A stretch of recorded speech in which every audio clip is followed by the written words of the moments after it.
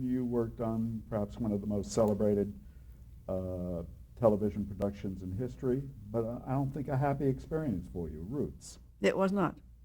Why was it not? There was too much in disagreement between the writer Alex Haley and the producers Producers being David Wolper and Stan and Margulies.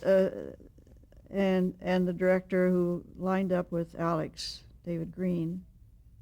Of course, that's where I lined up too. I thought Alex Haley was like an angel. Well, very well spoken man, very intelligent. Actually, a very mesmerizing speaker. Absolutely. And I know we had lunch together several times, and both of us were field peas eaters. And we would always go to the restaurant where we knew we could get the best field peas. He said, I don't know anybody else that loves field peas like I do except you. So that was kind of our part of our friendship. What was the conflict? Script concept. What did Alex want? He wanted it. He said the Muslims were very clean people. They washed their clothes every day. And what the producers wanted were scrubby, dirty-looking savages, and they were not that. He says even the time that they left northern Africa and moved down into the coastal area, where many of them were picked up and brought in as slaves. He says they still on the road. They always stopped and washed their clothes. They were very, very clean people.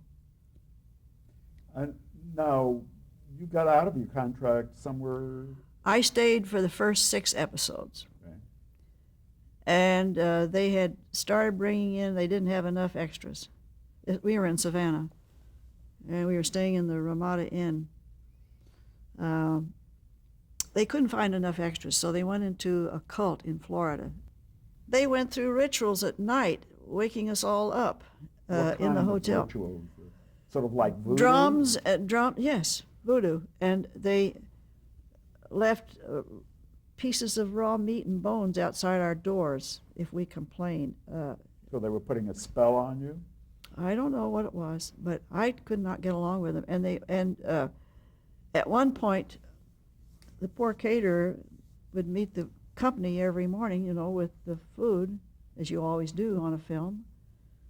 And the extras all came in their bus, and they dashed out of their buses, and they would run and grab all the food and the coffee urns and go back to their bus and close the doors and eat it all, so it left the crew with nothing.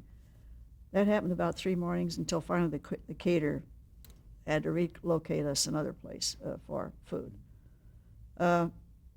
Lunchtime, the extras would bring in all their families to eat, and he couldn't furnish enough food. But the problem was, if any of us complained, we were called bigots. It wasn't until they broke into the production office one night, trashed all of the files, pushed around the 3 gals that were working there as production coordinators, injured a couple of them. It wasn't until all that happened did they really see they had a problem. But by that time, I had said goodbye.